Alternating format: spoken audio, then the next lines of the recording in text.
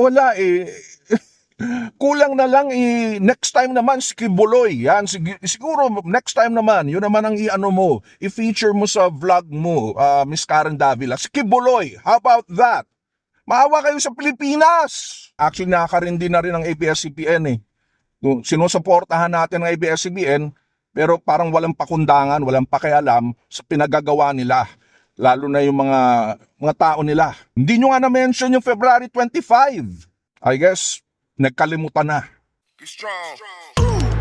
Parang mas gusto to kaysa sa Popeyes, ha? Miss Chicha is waking up! ABS-CBN somehow has maintained that stature. Tinanong ko sa kanya, may multo ba rito? Ay mga kuya-kuya, this is Kuya Mike, ang kuya nyo sa Amerika, and this is for the kuya-kuya list. Parang nagsispring na, nagbabadya ang init, or at least yung temperature. Tatanggalin na nga natin itong scarf.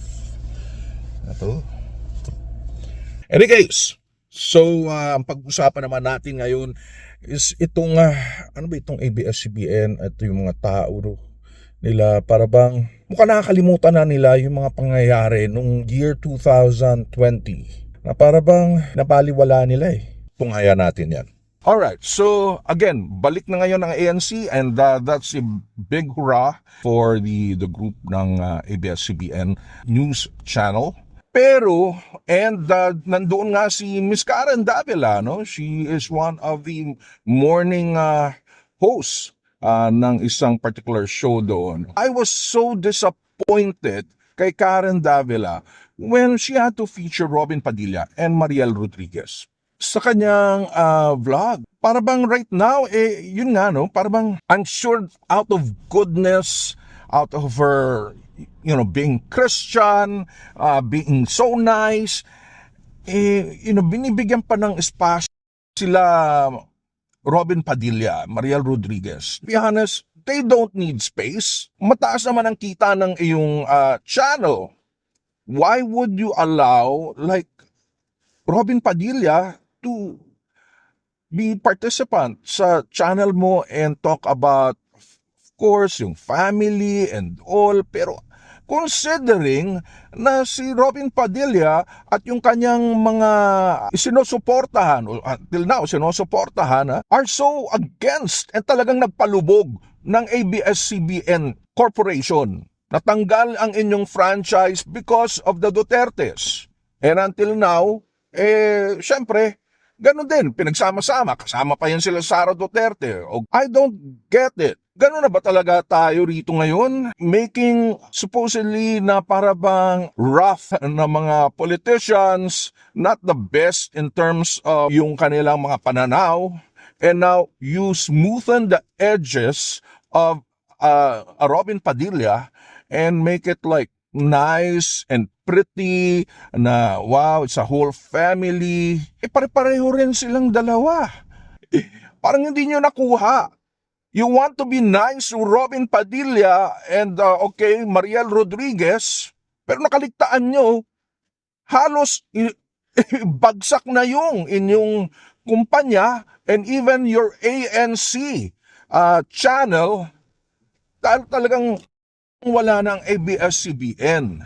Please naman, don't make it na para bang worse as it is, na lalo na sa mga Pilipino. Wala kulang na lang next time naman si Kibuloy. Yan, siguro next time naman, yun naman ang i-ano mo, i-feature mo sa vlog mo, Miss Karen Davila. Si Kibuloy, how about that?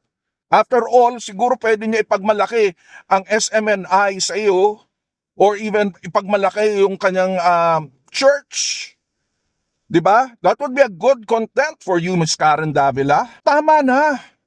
Ginagawa nyo na yung parang gray area, yung lahat. Dapat may delineation na kayo. Alam nyo na kung ano yung tama at mali. Bakit binibigyan nyo pa ng spasyo? Malaking spasyo na ang binibigay kay Robin Padilla with his inane comments. And here you are, parang wala lang, na okay lang mawala yung 11,000 na mga empleyado and the corporation itself. Hirap na nga kayo. And here you are giving that space for Mr. Robin Padilla. and making him look nice. Na parang wow and very heartwarming. Tama na please. Maawa na kayo. Maawa kayo sa Pilipinas. Damn. And then, after which, we just saw sa It's Showtime naman, si Ai de las Alas doing a number. To be honest, hindi ko napanood yung number. Whatever number she had with Christopher De Leon, which is kind of an odd pair. I don't know. Ano ba yung, may promote ba sila? May teleserye ba sila? I don't know. That was an odd pair. Pero alam ko, pinapasok ninyo sa It's Showtime ang isang Ai de las Alas who used to be a big supporter din ng Aquino family and good friends with Chris Aquino na right now also naghihirap in terms of her medical condition. Pero nakita nyo naman, number one, umalis na siya sa ABS-CBN. Okay, pero to support and paglipat from sa the right people and now supporting Marcos and the Dutertes, kind of like a head scratcher na parang just because nagkaroon kayo ng away ni Miss Chris Aquino, para bang lilipat ka? Ganun ba ka rupok ang iyong paninindigan on what is right and what is wrong, Miss Ai de las Alas, who is a papal awardee and yet is supporting someone na pagnanakaw and sa pagpatay. Ano yun? Pero ang mas masama ang loob ko sa mga nagpapasok kay Ai de las Alas sa It's Showtime. Yung mga kasamahan po ninyo, mga writers, directors, producers ng It's Showtime, and even yung mga artista ng It's Showtime. Kasama na sila Vice. Bakit yung pinapasok ang isang Ai de las Alas? When yung kalang sinuportahan, ang pumatay again ng ABS-CBN at tinanggalan ng trabaho ang mga kasamahan ninyo. Madali lang ba makalimot? Pasok nyo na ang lahat. After all, nandiyan na sila Bayani, yung sila Isay Alvarez at saka yung asawa niya na ngayon kasama sa Batang Quiapo. Well, Isay Alvarez is not there pero yung kanyang asawa, forgot his name, so sorry about that. Nandun nga sa Batang Quiapo. Pero, okay. Matagal na yung supporter ni Duterte.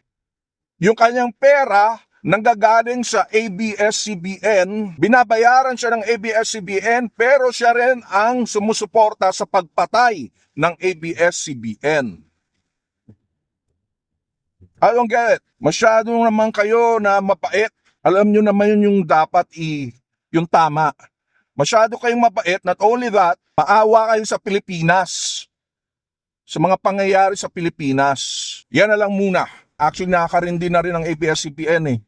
Sinusuportahan natin ang ABS-CBN, pero parang walang pakundangan, walang pakialam sa pinagagawa nila. Lalo na yung mga tao nila. Parang okay lang sa kanila yung mga ganitong pangyayari. Hindi nyo nga na-mention yung February 25 na EDSA Revolution. Wala. Parang wala lang sa inyong lahat. I guess, nagkalimutan na. Alright, so again, ito po si Kuya Mike of the Kuya Kuya List. It's a brands, branding, and shopping channel for the global Filipino. Subscribe po kayo. Number 1, please subscribe and then hit on that notification bell. And then like this video. We need that na ma-like nyo man lang yung video na to, please.